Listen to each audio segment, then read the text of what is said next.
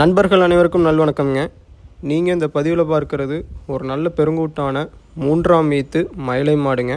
அதாவது ஒரு பெருங்கூட்டு show quality அப்படிங்கிற ஒரு வார்த்தைக்கு நீங்கள் இந்த மாட்டை நீங்கள் உதாரணமாக எடுத்துக்கொள்ளலாமுங்க. அந்த அளவுக்கு தெளிவான ஒரு உடல் கட்டமைப்பு. அதாவது ஒரு மனிதர் பக்கத்தில் நின்னாங்கன்னா மாடு பார்த்திங்கன்னா அவங்க ஹைட்டை விட அதிகமாக இருக்குங்க. அந்த அளவுக்கு நல்ல ஒரு எலும்பூக்கமான மாடுங்க. நல்ல ஒரு ரட்டநாடி உடம்பு, ரட்டை திமிழ். நம்ம அனைத்து மாடுகளும் ஷோ குவாலிட்டி அப்படின்னு சொல்கிறது கிடையாதுங்க. இந்த மாதிரி ஒரு உடல் கட்டமைப்பில் இருக்க வேண்டுங்க. அதே மாதிரி தான் கறவை திறனுங்க. நீங்கள் மடி அமைப்பு பார்த்தாலே தெரியுங்க. ஒரு கலப்பின மாட்டிற்கு எந்த அளவுக்கு ஒரு தெளிவான மடி இருக்குமோ அதே அளவுக்கு இருக்கக்கூடிய ஒரு காங்கேயமன மாடு மயிலை மாடுங்க. இந்த மாதிரி மாடுகளை பொறுத்த வரைக்குங்க காங்கேயமனத்தில் 100ல் ஒரு 4 மாடுகள் தான் இந்த மாதிரி தரத்தில் வருதுங்க.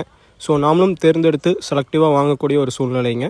இந்த மாடை நம்ம கொண்டு போய் நல்ல ஒரு ஃபீடு வைத்து வீட்டுக்கு ஒரு மாடு நல்ல ஒரு ஷோ குவாலிட்டி அமைப்பில்லைங்க. நல்ல கறவை திறனில் நல்ல குணத்தில் கறவைக்கு பார்த்திங்கன்னா கால் அணைக்கணுங்க. பெரியவர்கள், பெண்கள், குழந்தைகள் என யார் வேண்டுமானாலும் ஈஸியாக ஸ்டூல் போட்டு உட்காந்து பால் கறந்துக்கலாமுங்க. கறவை திறனை பொறுத்த வரைக்கும் கன்றுக்கு போக நேரம் 3 லிட்டர், ஒரு நாளைக்கு நீங்கள் 6 லிட்டர் பால் கறந்துக்கலாமுங்க. அதுக்கு நம்ம ஃபுல் கேரண்டி தரோம். ஏன்னு கேட்டிங்கன்னா மாடு அந்த அளவுக்கு ஒரு உடல் கட்டமைப்பில் அந்த அளவுக்கு ஒரு முதல் தரத்தில் இருக்கிறதுங்க. ஸோ இந்த மாட்டை பொறுத்த வரைக்கும் நம்ம நல்லா ஃபீடு வைத்து வளர்த்தால் நிச்சயம் அதுக்கான அவுட்புட் 100% எடுக்கலாமுங்க. ஸோ இந்த ஷோ குவாலிட்டி மாடு நல்லா லட்சுமி கடாட்சமான முகத்தில் இருக்கக்கூடிய மாடு. இன்னும் ஒரு வாரத்தில் கன்று ஈனி விடுமுங்க. தேவைப்பட்டால் கான்டாக்ட் பண்ணி தெளிவுபடுத்தி வாங்கிக்கலாம். நன்றி, வணக்கம்.